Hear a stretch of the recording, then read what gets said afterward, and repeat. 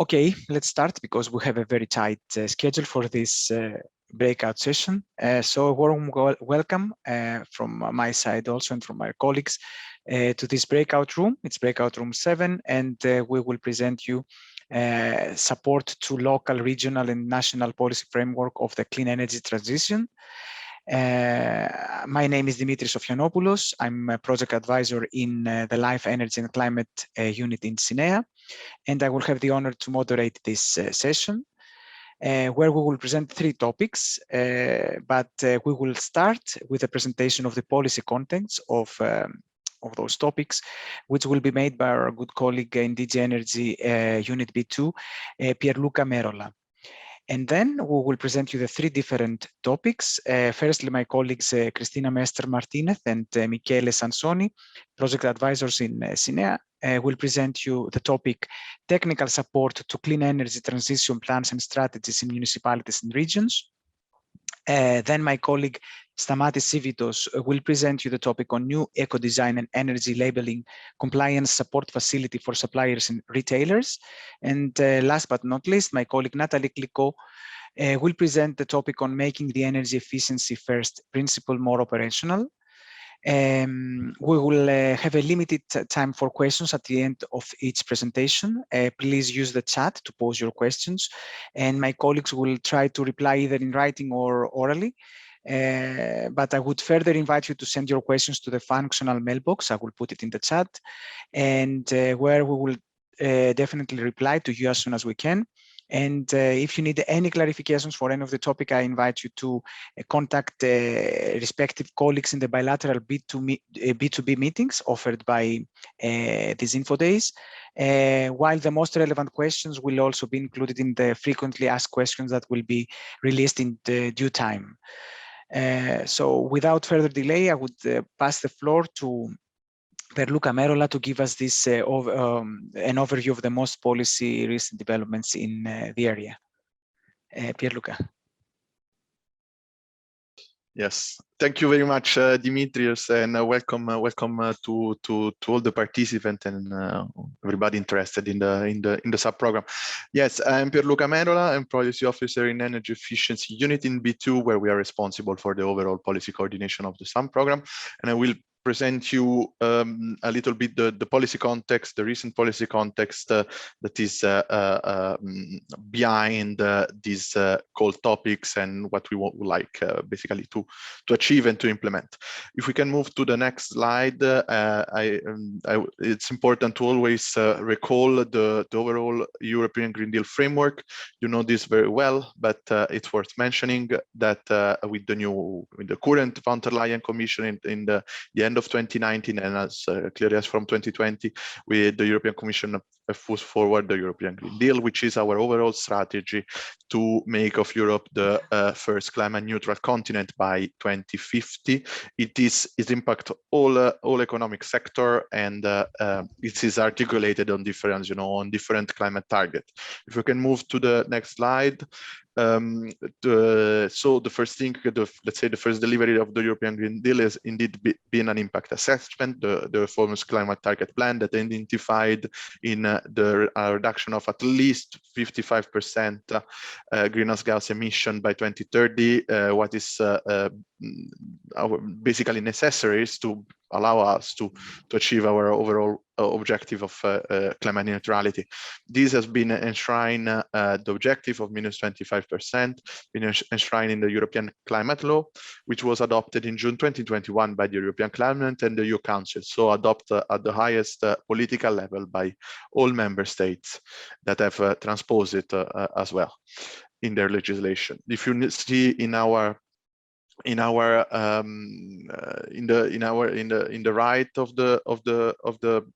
of the slide, there is a disaggregation of the additional ambition and potential by sector, where you can clearly see how the residential and tertiary sector, namely building, is particularly relevant. If we move to the next slide, I would like to briefly outline then, well, indeed, as you know very well, what have been the deliverable, the main package to deliver this ambition, the Fit for 55 package, where in our case, with regard to the clean energy transition sub-program, we have presented, the European Commission have presented a number of legislative revision, and indeed, in our case, the main relevant one are the Energy Efficiency Directive, the Renewable Energy Directive, and the Energy Performance of Building Directive. I will not go, we can move to the next slide. I will not go into the details of each of the directive. I would like just to present that what have been the main changes, so that indeed, as we have seen, we would see across the topic, in particular, the different topic, but in particular the one to support local and regional authorities, it's important to be aware of. So the target has increased. Here is we have the Energy Efficiency Directive, but it's the same for the Renewable Directive. The target has increased to manage to achieve our minus 55% objective. And as I will briefly in a couple of minutes also present, it has increased even further following the recent development following Russia aggression to Ukraine and the utmost political priority to phase out fossil fuels import from Russia. Yes, so the target has increased. What is particularly relevant for our there is somebody that need to close its mic. What is particularly relevant for our topic here to date in the framework of the Energy Efficiency Directive is the reinforcement of the energy efficiency first principle, of which you will hear more also from Nathalie later on. If we move to the next slide, I would like just also, I mean, to mention the increase in the renewable energy target to 40% as new target to our 2030 after REPowerEU. This increased to 45% actually, which is the latest presentation, and I invite you to have a look at the REPowerEU package that was presented last Wednesday with a new legislative proposal that update the renewable and energy efficiency target. What is also clearly interesting for us here is the target per subsector, in particular for heating and cooling, where also local authorities have a very important role to play. If we move to the next the next slide, I would like just to briefly mention with regard to the energy performance of buildings, which was also revised, and the revision was published, adopted by the Commission and presented to the co-legislator in the end of 2021. Some of the main point that were revised was introduction of the minimum energy performance standards for worst performing building, and of a new revised and updated framework for energy performance certificates and other tools. Finally, if we move to the next slide, I would like to briefly recall indeed the REPowerEU communication. I think I do not need to recall now the context, the geopolitical context, but following the Russia aggression to Ukraine, it became more and more clear, not only because of our decarbonization objective, but for security reason, why we need to phase out completely any dependence on Russian fossil fuel. The REPowerEU plan set up this is a plan that illustrate from the Commission side to the member state that with some also legislative revision, as said, that illustrate how we can do that. Is it articulated around 3 axes plus the one related to the investment, and underline clearly how these 3 axes are related to to save energy savings. This is not only regarding energy efficiency or structural improvement toward the clean energy transition, but it also need to serve the it is situated at a juncture between a clean energy transition and energy security, so that how through energy savings we are able also to improve the preparedness to wear next winter and to avoid possible disruption. A second, of course, axis regard the diversification of supplies. This I invite you to have a look if you are interested, but this is less relevant for our purpose here under the Clean Energy Transition subprogram.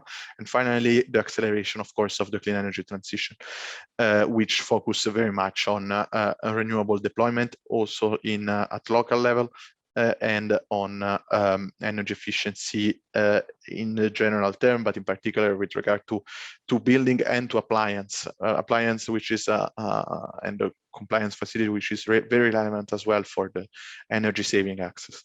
If we move to the next slide, I would like just to recall very briefly indeed the increase of the energy efficiency target. That's theme of that came from the Repower EU communication, from 9 to 30% of primary and final energy consumption reduction compared to the 2020 scenario, and increase in the renewable energy target from 40 to 45% for the sake of completeness compared to the 27 scenario. For the sake of completeness, other amendment to the renewable directive regard the introduction of go-to areas for renewable project and of the definition of overriding public interest to renewables power plants. Finally, with regard to the energy efficiency of building directive, a new provision has been inserted on mandatory on ensuring the possibility ensuring the possibility for the deployment of solar power PVs in building larger than 250 square meter by 27. Public and commercial in particular. If we move to the next slide, I mean, just I will briefly mention how, I mean, appliance and products are clearly at the center, and their consumption are clearly at the center of this, in particular for also the substitution of gas fired boiler with heat pumps. But here, specifically with regard to eco design and energy labeling regulations, about which Stamatis will present later on.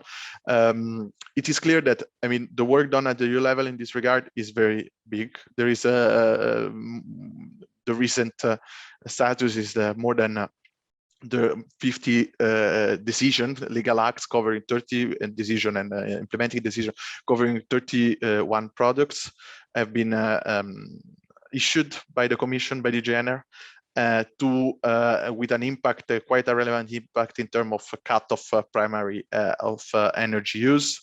It is clear that this is there is the need then in the market. This is a huge word, and there is not always the necessary support for the market to comply with this, and that's hence our call topic that we will present today in the 2022.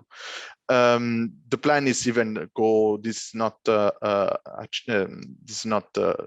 end of it. There is a further plan. You will have this detailed slide as part of You will have access to the presentation after the event. If we can move then to the other slide to conclude on the energy efficiency first principle. As said, this is a new article in the Energy Efficiency Directive, which provide the legal base to apply this principle. The idea is to apply obligation to member state to ensure that energy efficiency solutions are considered in investment planning, investment decision, and policy and planning. You will learn now also more about this. What is key here is that when set an objective, be it a decarbonization objective or also like whatever objective impacting the energy systems, is that energy efficiency solutions are assessed and are taken into consideration, because as said more and more often, the cheapest and more accessible and cleaner form of energy we can use are basically energy saving, energy efficiency. And with that, I conclude, and apologies if I ran a bit over time, and I hand over back to Dimitris. Thank you very much. Thank you very much, Pierluca, for this very comprehensive presentation. There are definitely so many things going on in the policy context. It's impossible to present them all in just 10 minutes. Thanks for keeping the time.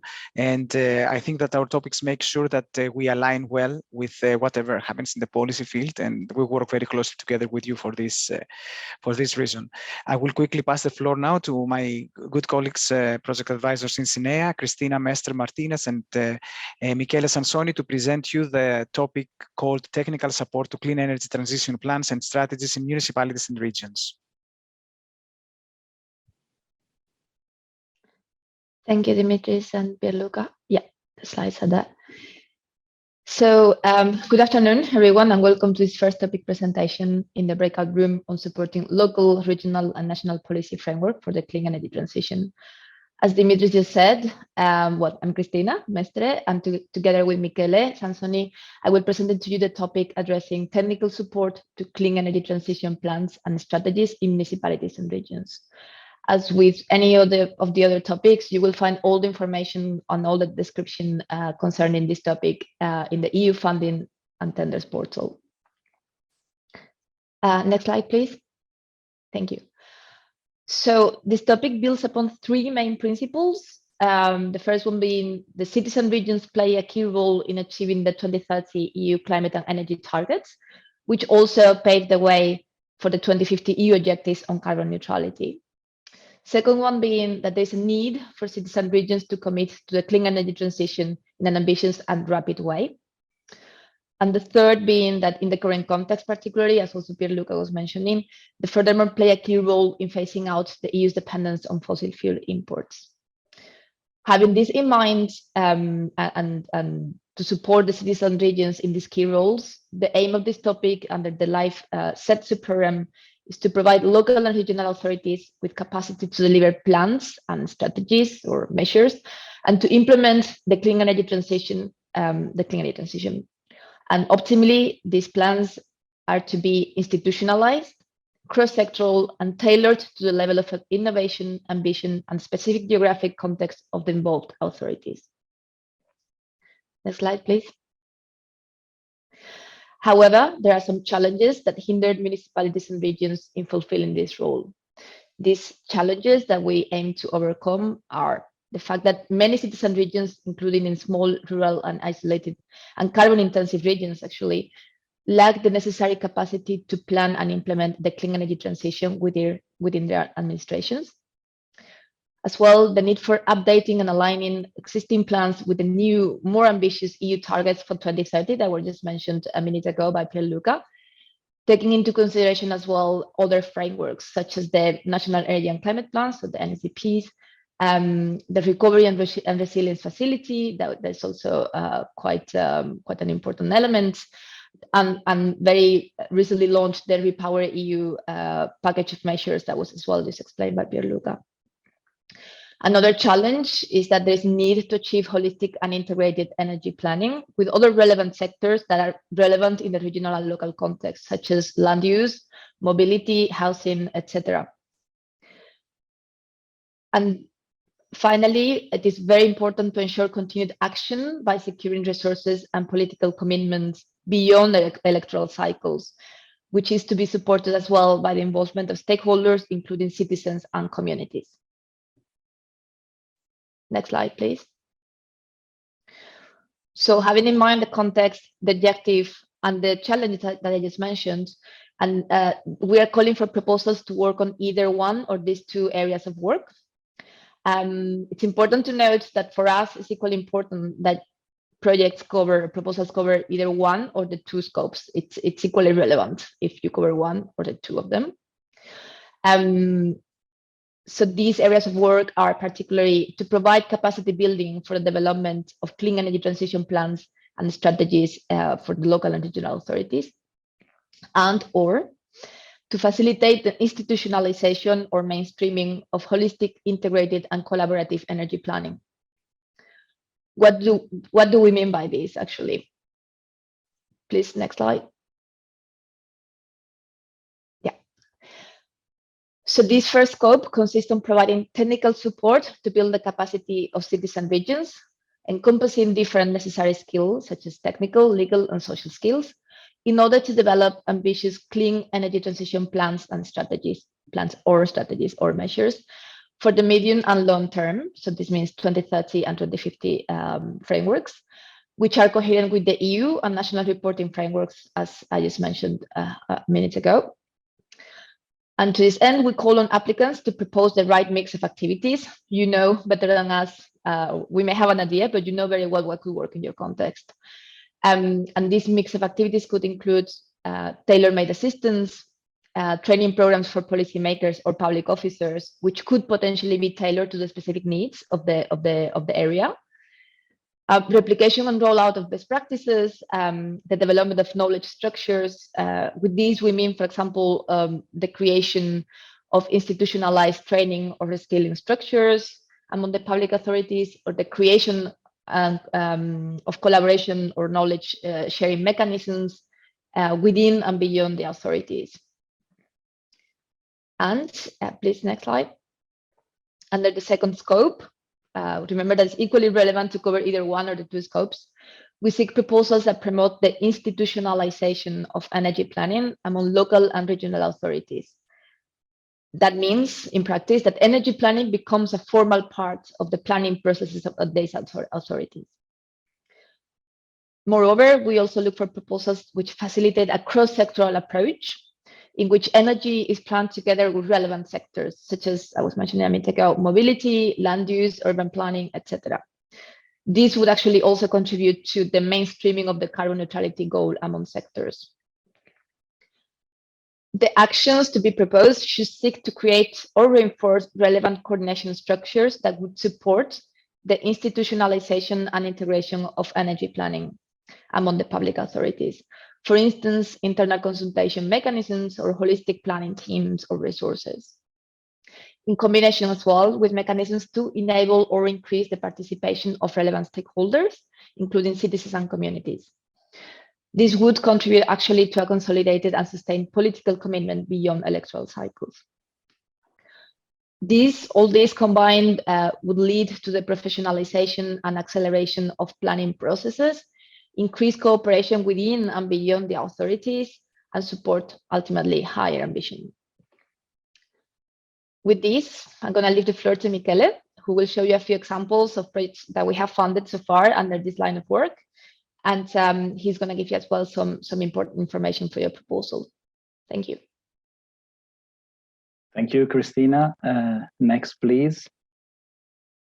So indeed, we have a long history of projects supporting this line of action, and in particular, they come from the Horizon 2020 Energy Efficiency Program. So here in this slide, we have some milestones of that previous journey under Horizon 2020. So examples of funded projects, which can give you a good overview of what has been proposed in the past, and we encourage you to build upon these actions instead of starting from scratch, because those projects all aim at supporting cities and regions in the energy transition, but with different focus. So for instance, if you follow me left to right, so they have addressed the harmonization of sustainable energy and sustainable mobility plans in a project called Simpla, or the harmonization of reporting systems for energy and climate planning in Come Easy. We've had projects which have developed capacity building activities for municipalities to develop CCAPs, empowering, or training programs to implement and finance CCAPs, like in Prospect Plus. And again, projects working on transition plans for regional carbon neutrality, CTRAC 50, working on transition roadmaps for phasing out fossil fuels from residential heating, decarb city pipes, addressing municipal energy and transition plans, Empower, or the institutionalization of integrated planning, 2I CCAP.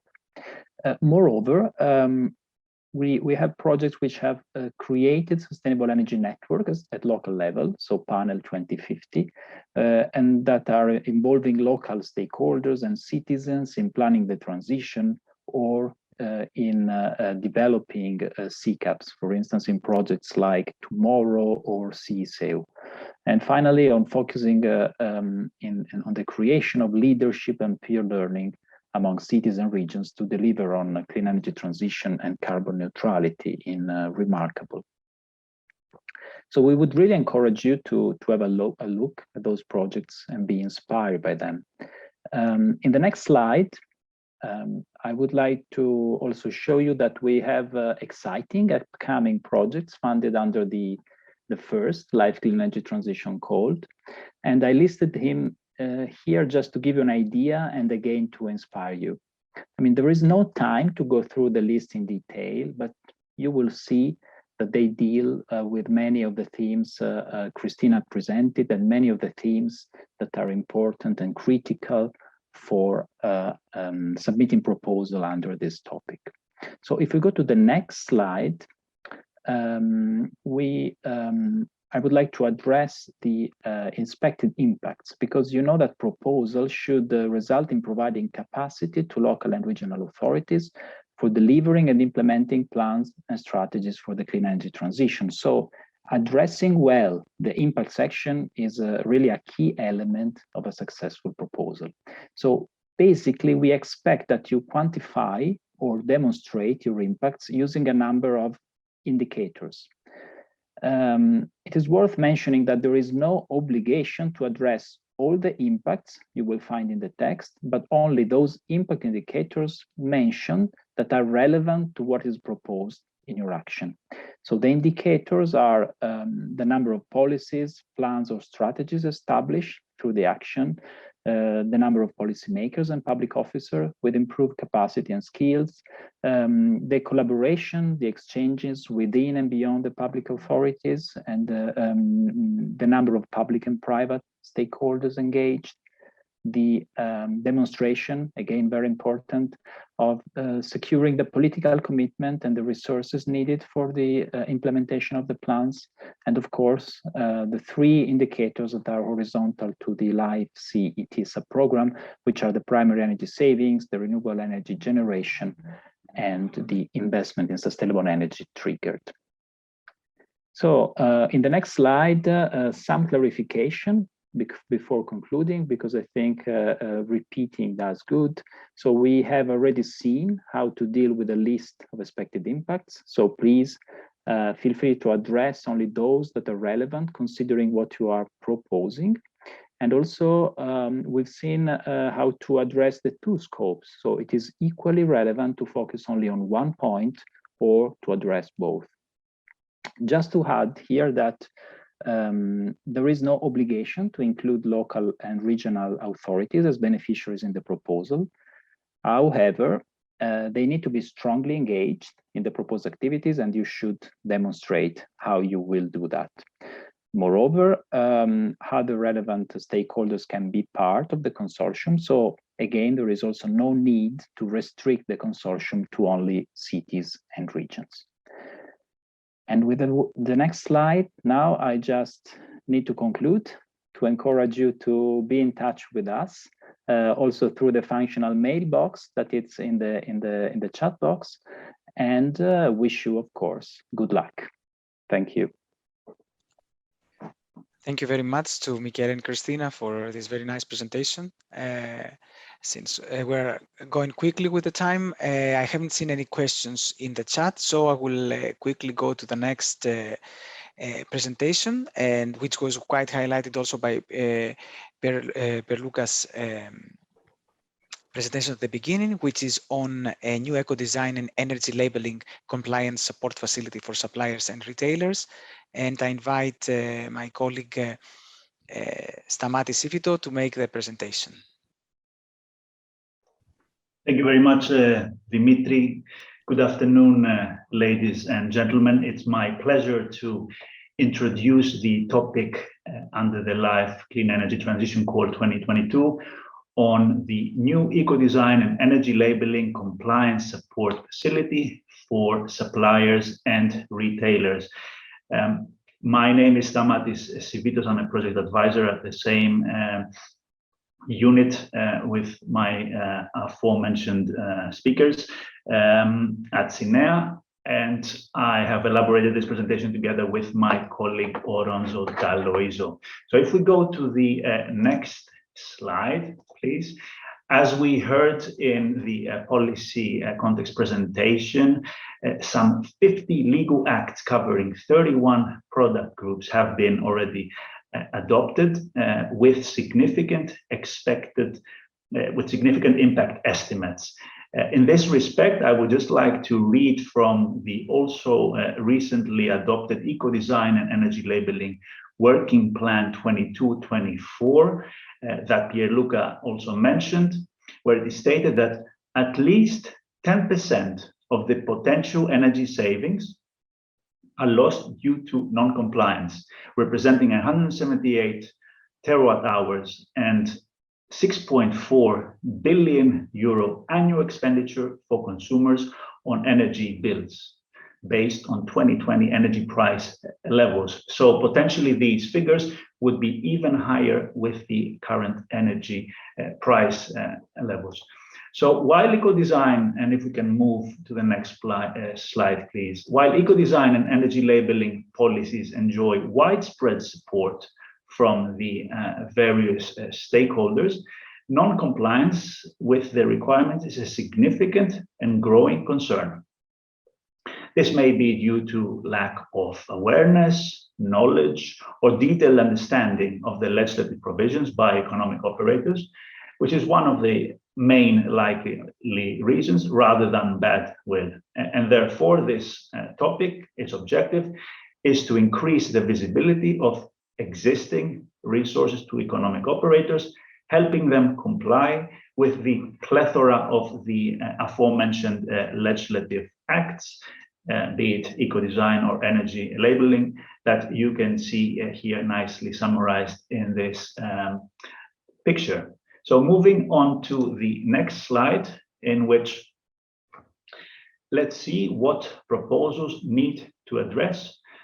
So the scope is to establish a facility combining both reactive and proactive assistance, which I'll be referring quite a bit to throughout this presentation, to economic operators through targeted and timely information to increase their awareness, knowledge, and understanding of the concerned regulations. So the points I will go through are actions that proposals should cover at least the following and have both a reactive and proactive nature. First point, raise the capacity of manufacturers and in particular retailers on future rescaled, new labels, and other important topics related to these policies through targeted and timely communication and training campaigns, taking into account and when possible, building upon the experience of previous related Horizon 2020 projects. And I will come to this point at the end of this presentation. In this respect, attention should be paid to reaching small and medium-sized suppliers and retailers, for example, those that are not engaged in trade associations and or are located in remote areas. For example, on the regulatory changes concerning new or rescaled energy labels to come in the future. Second point that proposals should consider, use or adapt existing technical guidance and promotional material or create new ones. The facility should not invent or take responsibility for legal interpretations or other guidance, but rather help users find what exists and refer to the competent national authorities on questions where no answers or guidance exist. And this, the reference to national authorities includes also market surveillance authorities or the Commission. So we do not want to reinvent the wheel here. The focus should be on building on existing resources and then, if necessary, new ones to be created. Moving on in the next slide on what proposals should address, disseminate knowledge about available guidance resources, including the European Product Registry for Energy Labeling, the EPREL, in short, database that you can see a screenshot here, which earlier this week also went live concerning the public part of it. Another point that proposers should include is setting up a helpline service to address inquiries from economic operators, which are often too specific to be dealt with effectively by the Commission's Europe Direct service. Again, questions for which no authoritative or clear answers exist may simply be acknowledged and referred to the authorities, which also links with the next point that proposers should address, is to ensure adequacy of the information provided by proactively liaising with the Commission or the competent national authorities, including, as has been aforementioned, the national market surveillance authorities where appropriate.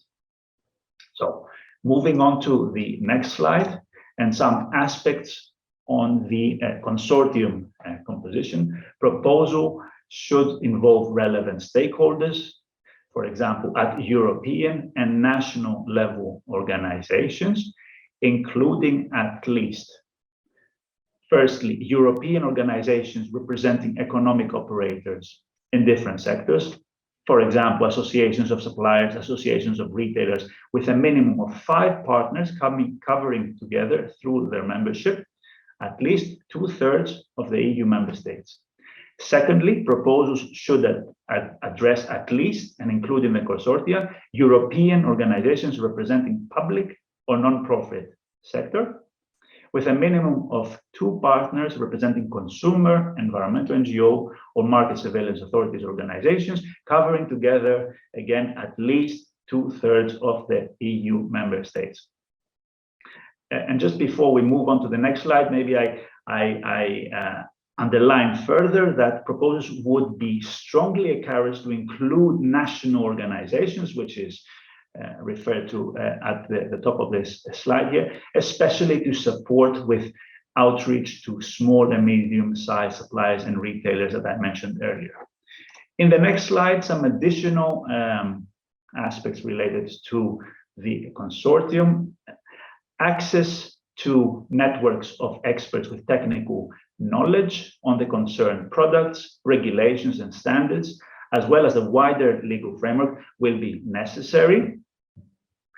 Moreover, the consortia need to have sufficient resources, allowing the swift follow-up to operators, and this is key here, using the helpline service in order to ensure this proactive and reactive nature of the facility. So swift follow-up is key.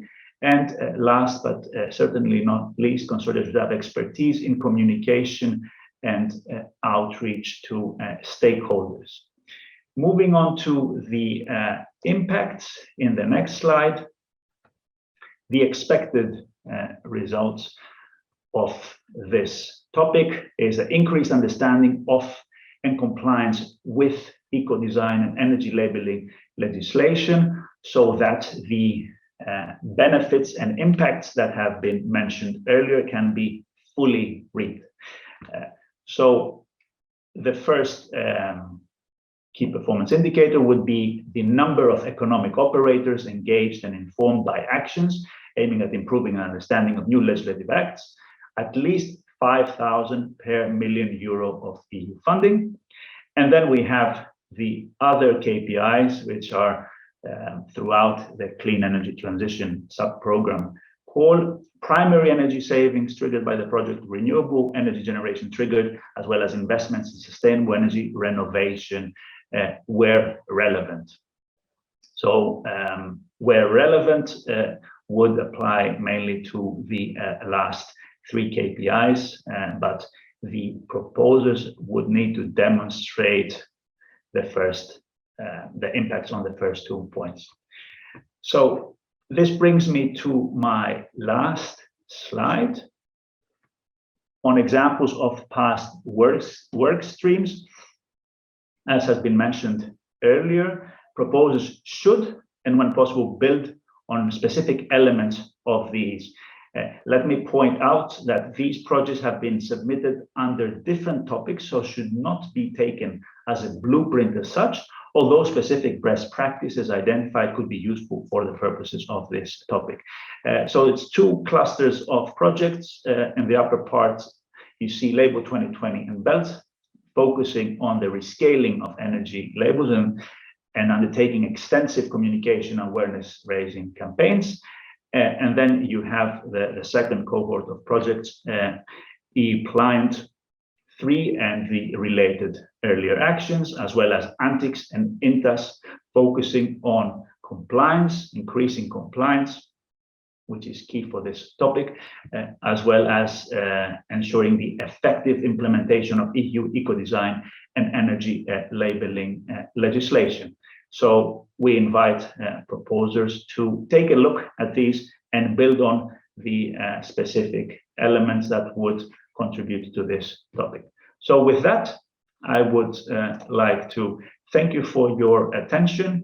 As you can see in the slide here, LIFE is celebrating 30 years, so check out the website, follow us on social and other media, and of course, if you have any further questions beyond this recording, you can always refer to the functional mailbox, and I would be happy to take any questions at this stage. So thank you for your attention and good luck with your proposals. Many thanks, Stamatis, for your clear presentation. I think there is a question in the chat, which we have a little bit of time to take it now before going to the last presentation of topics. To give you a couple of minutes, I will read it out loud, also to have it in the recording. So regarding compliance topic, what do you mean with facility? A sort of one-stop shop or something similar to EU city facility? And which will be the target public of this facility?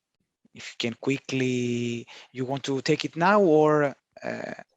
Thank you. I will very briefly reply in principle, because as I mentioned, there will likely be some FAQs after this in the coming weeks. So this is really left up to the proposers to define what it's a facility can be. Well, it won't be a physical facility, but it can be some sort of structure. Basically, that's what we're looking for a structure with a reactive and proactive nature to undertake the different aspects that I have aforementioned and are clearly defined in the scope. And on the second part, on the target public of this facility, as is, I think, stated in the topic description, the facility would primarily serve suppliers and retailers in order to help them comply with the legislation. So I hope that clarifies. If there's any further questions, please send them to the functional mailbox as well. Thank you. Thank you very much, Stamatis.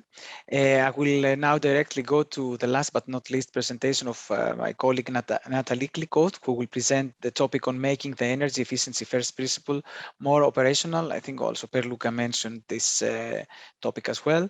And I give the floor now to Nathalie. Yes, thank you very much. Hello, everyone.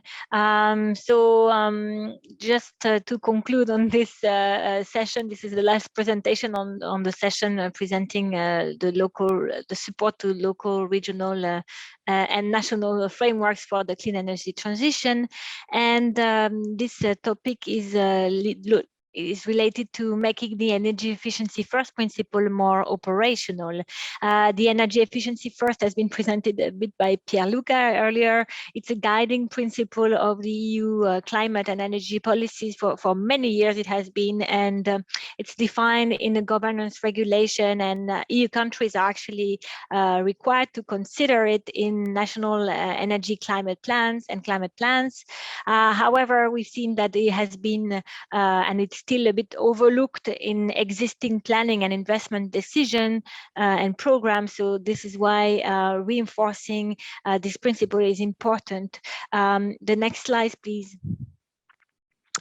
So yeah, what is this principle about? It's about taking utmost account of cost-efficient energy efficiency measures in shaping energy policies and in preparing for major for investment decisions. And the Commission, as mentioned by Pierluca, is trying to strengthen the energy efficiency first principle. First of all, with the Fit for 55 package and the recast of the Energy Efficiency Directive, as Pierluca mentioned, there is a new Article 3 providing a legal basis for the application of the principle. And also last year in September, the Commission published recommendations and guidelines on the energy efficiency first principle. And we're going to look into a little bit this in the next slides, please, on these recommendations and guidelines, because they will really guide the topic, the understanding of this topic. In the recommendation that the Commission has published last year, the overall objective is to ensure that the energy efficiency first principle is applied in a proportional way and taking the context, the local context into account. Basically, the objective is to treat the principle as an overarching policy objective in conjunction with other objectives. And what is very important is the call for taking a system approach and taking also into consideration a wider societal perspective. And this is notably very important for cost-benefit analysis that could guide investment decisions, that they should actually take into account, for instance, the multiple benefits of energy efficiency as well. Another very important aspect is to be able to verify the application of the principle and check who are the relevant entities to do so, and yeah, provide a framework for enabling the application of the principle. So these are also very important objectives, besides providing information, guidance, and assistance to relevant parties and clear methodologies for this cost benefits analysis. And collecting data and monitoring then the energy efficiency developments are also very important. Next slide.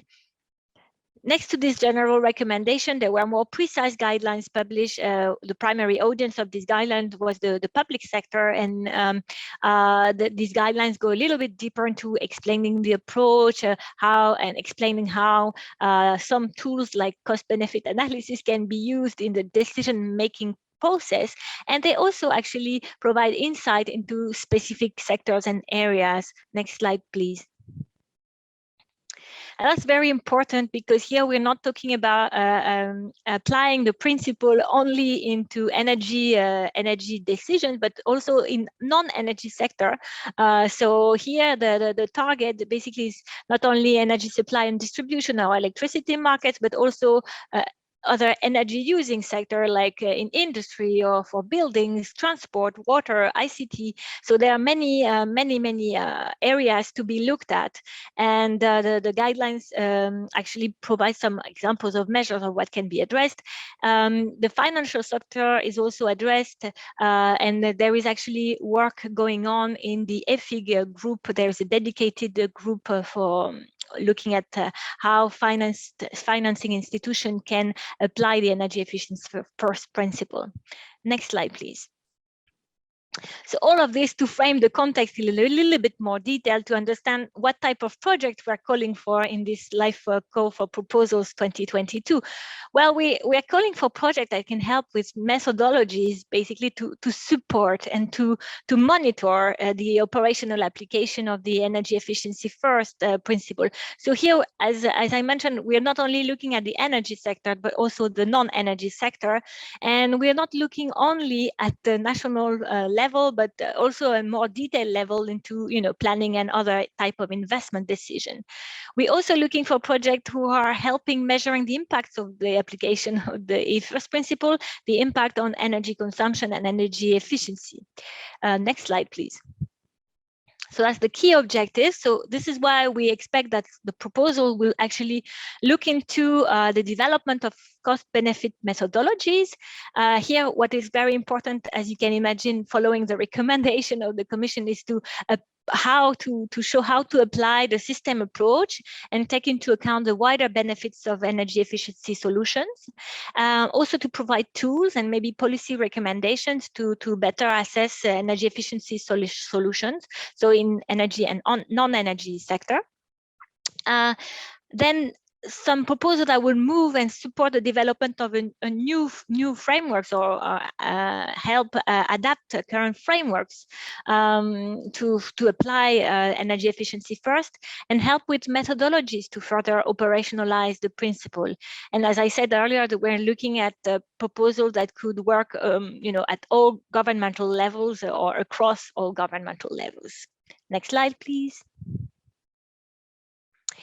We expect that the proposal will help with the monitoring and reporting. This is an important aspect, because we not only the principle needs to be applied, but we need to see how the progress is going. And so this would be very important to look at monitoring and reporting, not only at the national level, but regional and local level, looking at assessing the impacts of planning policy and investment decisions also on energy consumption, to monitor how concrete the principle is applied, but also to see what kind of results it brings. And then supporting the transfer of best practices where energy efficiency measures and the project have been given priority over additional supply side measures, for instance, at the national and local levels through pilot projects. So we also expect proposals to come with concrete pilots. Next slide, please. So in terms of impact, so besides the key performance indicators that are common for all topics of the program, which are the primary energy savings, renewable energy generation, and investment in sustainable energy, we expect this proposal to basically focus on this type of impacts: new or updated methodology for the cost-benefit assessment. So that will be an important aspect. Looking both at energy and non-energy sector, and looking at the policy, but also really more in detail into planning and investment decision.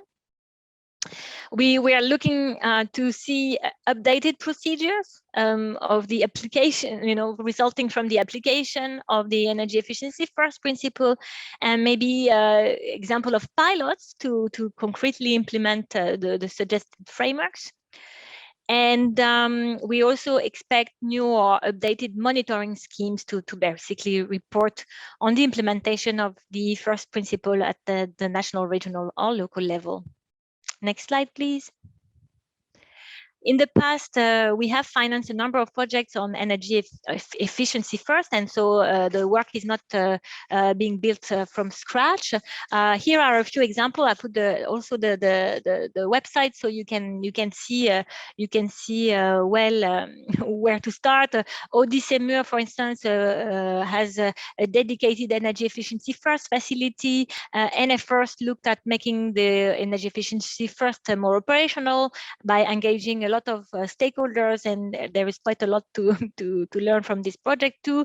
ERA Data is looked more at the local level, how to support at local level with a decision support tool for local authorities, so could be also interesting to look at. Synergy is try to quantify the synergy between energy efficiency first and renewable energy systems by 2050, with a lot of data available openly, so very good not to start from scratch from there. MICAT was a research project looking at, is a research project looking at multiple benefits of energy efficiency, so also to be taken into account. So we hope with these good examples, you have some materials to start from. Next slide. I think that will be it for me. Thank you very much, and good luck with your proposals. Thank you very much, Nathalie, also for keeping the time. We are perfect also in terms of timing. And thanks to all the colleagues for the presentations. I haven't seen any more questions in the chat. We can wait for a couple of minutes if somebody wants to pose a question or to raise a hand to take the floor.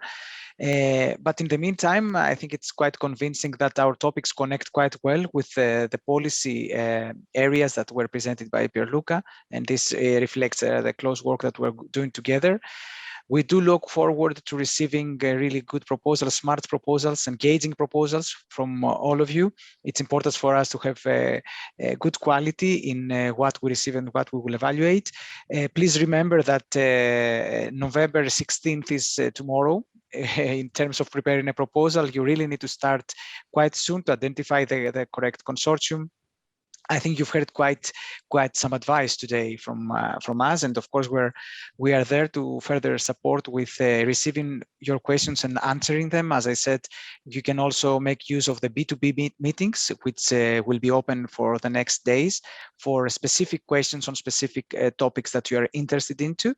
And as I also mentioned at the beginning, we will release in due time some frequently asked questions for the most relevant questions for each of the topic, which you can consult in while you prepare your proposal in case you have any doubts. I don't see any more questions, so I think with this we can close this breakout session and also close the live info days for what it comes to clean energy transition part. So again, thanks to all the participants, thanks to my colleagues for very well presenting and preparing their presentations. And of course, Pierluca, and looking forward to receiving really good proposals this year. Good luck to everybody. Good luck. Good luck.